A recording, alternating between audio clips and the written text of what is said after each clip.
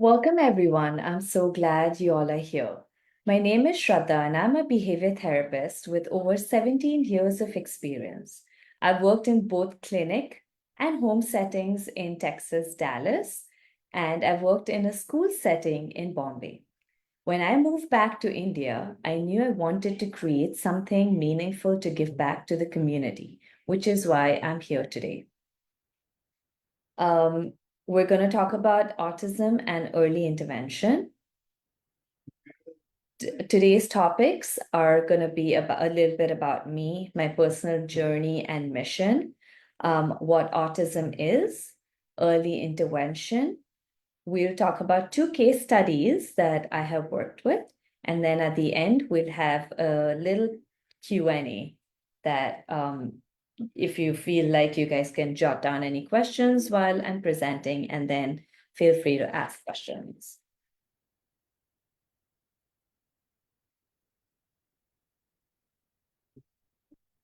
Before diving into our case studies, I want to share a little bit about what autism is and why I'm so passionate about this work.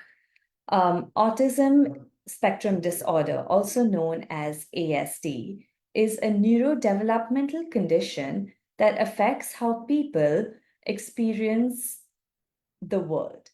It impacts communication, social skills, and can involve behaviors that feel repetitive or intense. Autism is called a spectrum because it's unique for each individual. Some children might struggle with speech, while others excel in specific areas like memory or art. The exact cause of autism is still a mystery. Researchers believe that it's a mix of genetics or environmental factors like pollution or just hormones injected in your milk, the pesticides that are sprayed on fruits and vegetables. There's new research that has said that air pollution is a big cause, especially the car fumes, because that's nitrogen, and which can cause autism, especially when pregnant women in their third trimester, or even babies in their very, very early developmental years breathe that. So we're going to talk a little bit about me. My name is Shradha Vora. I'm a behavior therapist. I have worked in India and in the US.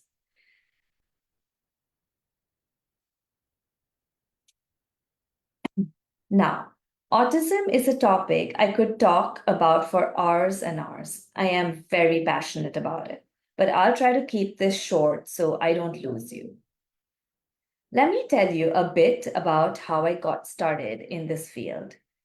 My first real experience with autism was with a young boy who was nonverbal.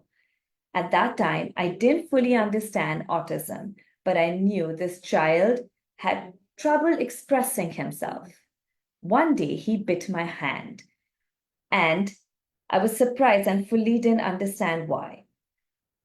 But looking back, I realized he was trying to communicate frustration that only he could. And obviously, I couldn't tell. That experience was a turning point for me. It was such a raw moment, and I realized I wanted to do more to help children like him who were struggling to express their needs. So I decided to study more about autism. I immersed myself in everything I could find. And I went ahead and I continued to do my master's in ABA, which is also called Applied Behavioral Analysis, which we will talk a little bit about in my case studies.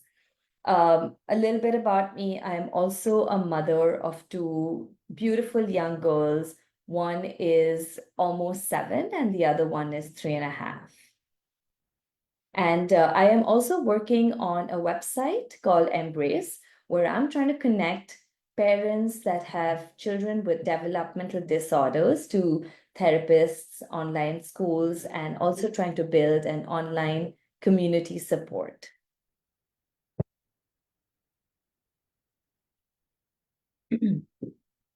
So, autism isn't just a topic I'm knowledgeable about, it's something I'm deeply connected to. I've seen firsthand how early intervention changes lives. And that's why I'm here today to share these insights with you and help make a difference for more families. These are the basics about autism that we spoke about. The causes, some of the early signs, like it's on the slideshow, lack of eye, and these are just the very basics. There is a lot more to this, but if you see something similar, then definitely reach out to a professional. Lack of eye contact or facial expressions, delayed language or loss of previously acquired skills, limited interest in play or social interactions, intense interest in specific objects or routines. Early intervention can help essential skills in communication, social interaction, and behavior. It may include therapies like speech therapy, occupational therapy, and applied behavioral analysis, which is also called ABA, which I spoke about. Children who receive early support often see improved outcomes in schools and social settings. I hear this a lot when parents ask, is there a cure for autism? Unfortunately, it's not a cure, it's a lifelong thing that stays. We basically work on their behavior to help them cope in today's social settings. Okay. So we're going to talk about my first case study, which is in a school setting with a 6-year-old that's having difficulty following classroom routines. So this would be a lot. This would definitely help a lot of educators, if you guys are educators out there. So our first case study is the boys. I am obviously not going to take names, so we're just going to call him Jake, who has difficulty following classroom routines and participating in group activities. Jake often struggled to sit still during circle time, follow the teacher's instructions, and transition between activities, which led to frequent disruptions. So the intervention techniques used, one was applied behavioral analysis therapy, known as ABA. In a school setting, we used ABA to help Jake follow routines by breaking down tasks into simple steps. For example, circle time, the goal for Jake was to sit quietly for short periods of time. We started by reinforcing any attempt to sit still, gradually increasing the time he was expected to stay seated. So, for instance, if circle time is for 10 minutes and we saw that he cannot sit for more than 1 minute, we would start with 1 minute. And after a minute, we would reinforce him with something that he liked. So that would encourage him to sit for longer and then gradually increase that.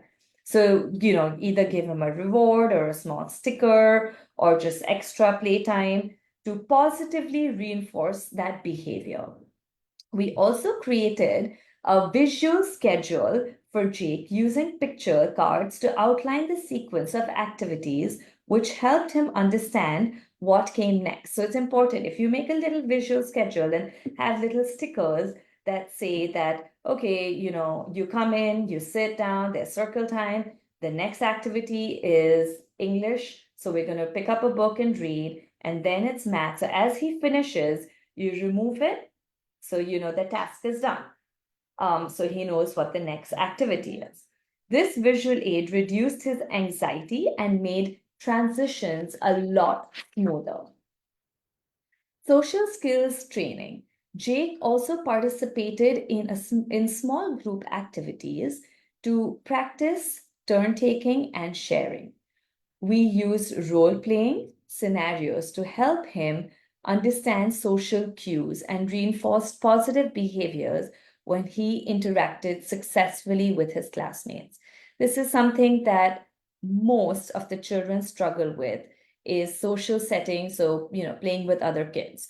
It's not that they don't want to play with other kids. They love to play with other kids, but they don't know how to. So that's what we taught him, how to play a game while taking turns. So for example, if he was playing like if he maybe start out with chess, then if it's a two people game, then you have to monitor him and tell him, okay, Jake, now it's your turn. Then you tell him, now it's Tim's turn, so he plays the next turn. So first you have to model it and then get him to follow it. Obviously, there was teacher collaboration. We worked closely with his teachers to ensure consistency. The teacher used a reward chart in the classroom so Jake could see his progress throughout the day, making him feel accomplished and encouraging him to keep trying. Also, what happens is when the teacher does that in the classroom, there are other kids observing, and that makes Jake feel important and he feels more motivated to work further. So the outcome was within a few months, Jake showed significant improvement. He could sit longer periods of circle time, follow simple instructions, and transition more smoothly between activities. His confidence grew, and he started participating more actively in group activities. So that was our first case study. The second case study is developing independent toothbrushing skills with ABA, play therapy, and speech therapy. So our case study 2 involves Sarah, a 5-year-old who needed support in developing independent toothbrushing skills. She had limited fine motor skills, making it challenging to handle the toothbrush and follow the sequence of brushing steps. So again, here we used ABA, Applied Behavioral Analysis Therapy, to break down the entire toothbrushing process into small, manageable steps. We made them into simple steps, like picking up the toothbrush, applying the toothpaste, brushing each part of the mouth, and then rinsing, putting the toothbrush back in its place. And each step was obviously reinforced. So it wasn't all at one time. It was, first we saw that, okay, she can pick up the the toothbrush and apply the toothpaste. So that was a big step. So that was being reinforced every time. That goes on for maybe 2 weeks. When we know that now she's doing it successfully without any help, then we move on to step 2, taking the toothbrush and brushing one tooth. So it's a long drawn process. Initially, we obviously used hand over hand guidance because it's not like you can say, oh, okay, pick it up and do it. You hold a hand and make her do it, which means physically guiding her hand through each motion, especially while brushing. And as she became more comfortable, then you reduce the assistance gradually. Each time she completed a step independently, we reinforced her with, either praise or a small reward, which kept her motivated. So it's very important to keep reinforcing the behavior for them to move further. The play therapy that we used was to make toothbrushing feel less like a chore and more like a fun activity. We incorporated play therapy. We turned toothbrushing practice into a playful game. So, using a doll with a toothbrush to role play the toothbrushing together. So, this helped Sarah understand the sequence in a relaxed way and following her to allowing her to mimic the brushing motions on her doll before trying it to herself.